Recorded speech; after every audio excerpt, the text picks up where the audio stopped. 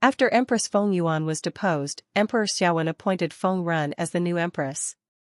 Since ancient times, even heroes have struggled to resist the charms of beautiful women, emperors are no exception. Ever since Feng Run returned to the palace, Emperor Xiaowen showered her with exclusive favor. In order to maintain his undivided attention, Feng Run went so far as to prevent him from visiting other concubines in the harem. Helplessly, Emperor Xiaowen, Tuoba remarked, "A woman's jealousy and possessiveness, even a king cannot escape them, let alone common men." This shows how deeply Emperor Xiaowen loved Feng Run, so much that he could not extricate himself. However, Emperor Xiaowen, who was highly ambitious and devoted to his career, spent most of his time away from the palace. Between 497 and 499, he personally led Northern Wei troops several times in military campaigns against the Southern Qi dynasty. Empress Feng Run, still in the prime of her youth, inevitably found it difficult to endure the loneliness of life in the deep palace. In 498, Emperor Xiaowen once again led an expedition to the south. Taking advantage of the emperor's absence from the palace and the lack of anyone to restrain her, Empress Feng Run secretly had her trusted attendant smuggle her lover, Gao Pusa, a physician she had met and grown close to while recovering from illness at home, into the inner palace, disguised as a palace maid. The two indulged in pleasure day and night, behaving recklessly and without the slightest concern for consequences.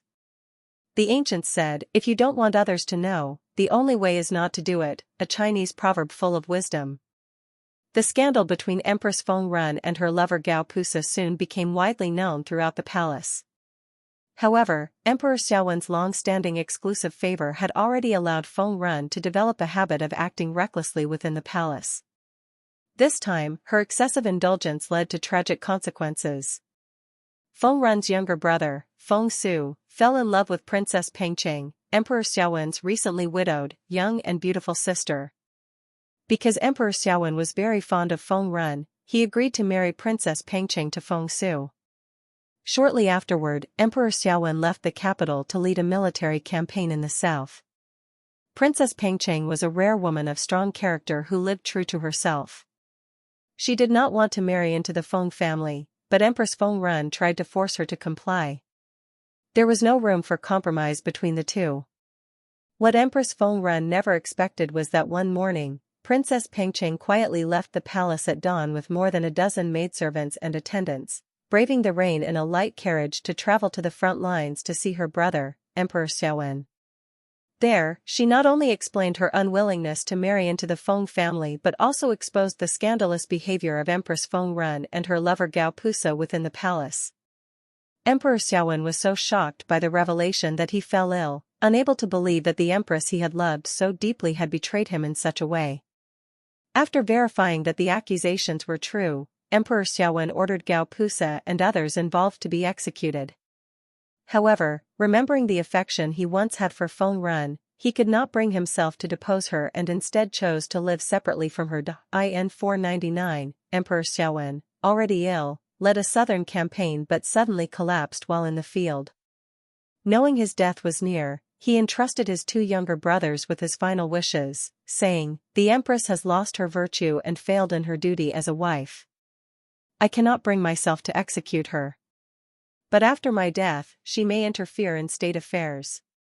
Go and order her to take her own life, and bury her with full honors befitting an empress. Above all, make sure the scandal of the Feng family does not become public." This shows that Emperor Xiaowen still loved Feng Run deeply, but for the sake of his family and the Northern Wei dynasty, he had no choice but to order her death. Emperor Xiaowen of Northern Wei, Tuoba, passed away at the young age of just 33. Yet in his short life, he carried out sweeping reforms of old Xianbei customs, promoted Sinicization, and restructured the political system of Northern Wei.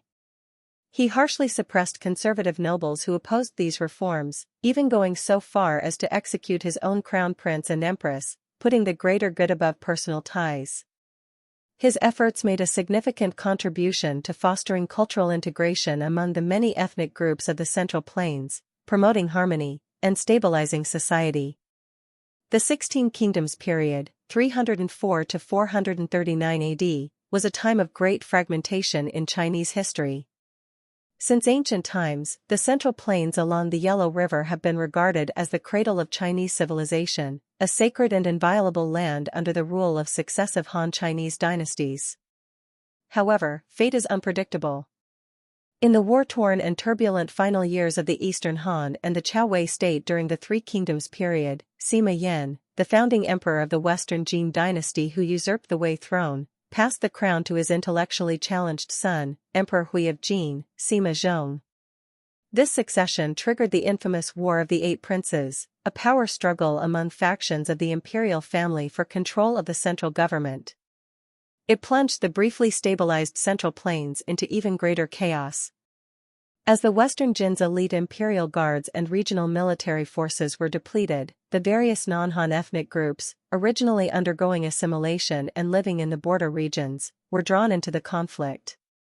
These fierce and battle-hardened nomadic peoples, raised on horseback, quickly gained the upper hand in the fighting and established a succession of non-Han regimes. For the first time in history, the heartland of Chinese civilization became a battlefield dominated by armed forces of ethnic minorities. The Han Chinese were marginalized, and descendants of the Sima family fled to the south in retreat. Traditional Chinese culture suffered one of the most severe setbacks in its thousands of years of history. Unlike the complete destruction seen in other ancient civilizations, during the 16 Kingdoms period, the nomadic peoples vying for control of the Central Plains had, in earlier years, attempted to invade the Yellow River heartland for plunder but later submitted to Han Chinese rule. These groups had already settled for many years in the northern border regions of the Central Plains, living in relatively primitive and underdeveloped tribal alliances. They greatly admired the prosperity of the Han Chinese states, the social stability, and the industrious, law-abiding lives of the people. Among the nomadic tribes, noble children were often sent to the Central Plains to receive an education based on Confucian thought, and they were deeply influenced by traditional Chinese culture. They understood well the importance of traditional culture for the progress and development of a nation. During the 16 Kingdoms period, multiple nomadic peoples successively established more than 16 regimes. Although each regime lasted only a few decades, they all recruited Han Chinese scholars to serve as advisors and officials, established schools, and invited renowned Confucian scholars to teach.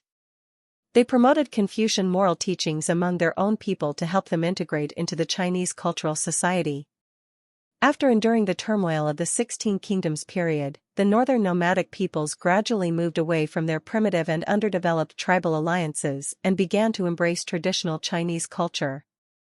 From then on, the Han Chinese and the northern nomadic peoples gradually developed a shared cultural identity. The state had established systems, officials were bound by rules, and the people embraced loyalty to the ruler and patriotism. Society became less prone to unrest. This was the strength of the feudal Confucian order at that time. Even when regimes changed, it was considered a matter for the ruling royal family and unrelated to the common people, who remained law-abiding, refrained from involving themselves in royal affairs, and continued their normal work and lives. Afterwards, whether under the old ruler or a new emperor, the common people remained loyal and patriotic. This explains why, later on, the ethnic minority Mongols were able to rule over the Han Chinese majority during the Yuan dynasty, and the Manchu minority ruled over the Han majority for 268 years during the Qing dynasty. This clearly shows that cultural identity is fundamental to national stability. Filial piety was the key to the origin of early human ancestors, and it is the fundamental basis of benevolent love at the core of Confucian thought. Since the beginning of recorded history, Confucianism has had such a profound and far-reaching influence on Chinese culture and has been embraced by all ethnic groups and social classes precisely because its principles never stray from the most fundamental aspect of human nature, filial piety.